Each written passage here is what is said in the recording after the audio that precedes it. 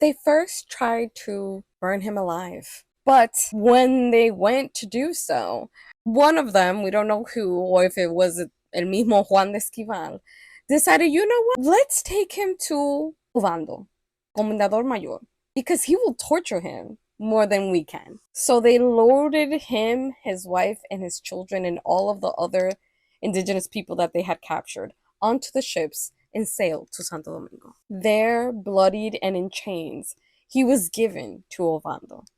And what a disappointment to them, because Ovando decided to just hang him instead of burning him alive as they expected. We now know that for Ovando, the nobility, which these caciques represented, should not have been burned, should not have been tortured. He honestly believed that because of their nobility status, they should be hung, which was reserved in that time for those of the noble status. In total, La Segunda Guerra de Higüey lasted about 8 to 10 months. By March of 1505, Higüey was completely under Spanish rule. So, what ended up happening to the rest of the Tainos who were enslaved by the Spanish after the Second War of Higüey? We know that these particular slaves were sent to Santo Domingo and they were used to construct the new city that Ovando had transferred to the other side of the Rio in 1502. And one of those constructions that they were forced to make was La Fortaleza, Osama. We also know that from both of these wars and Jaragua, several of these indigenous people were sent to Sevilla, to Spain, and their descendants were later in different situations. We have record of one little boy that was captured and taken as a slave during the second or the first, we're not sure, Guerra de Higüey. Because yes, even children were taken and enslaved, even though they didn't participate at all in the war. This little boy was called Juan. We don't know his original name.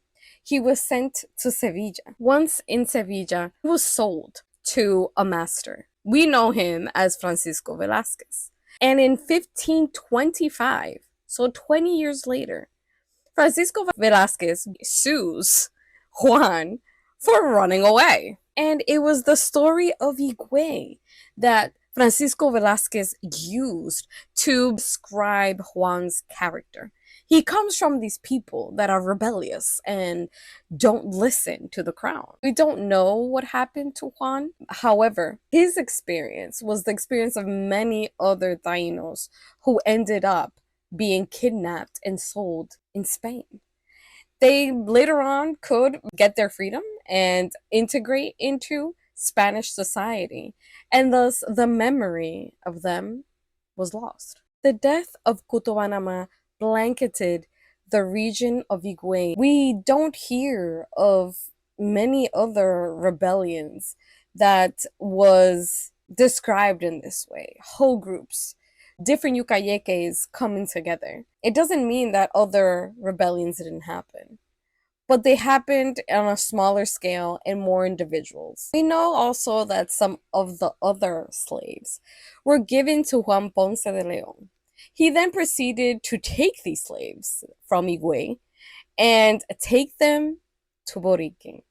From there, as this man was restless and I don't know what was wrong with him, he would take these same slaves to Florida.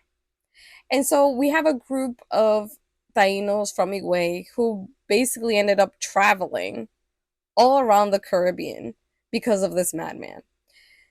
That's another story, though. The Tainos of Higüey were such a remarkable group of people who were unafraid to defend themselves and their culture and their way of life. Everything that I learned about them just made me admire them more and more. I hope you guys have enjoyed it so far.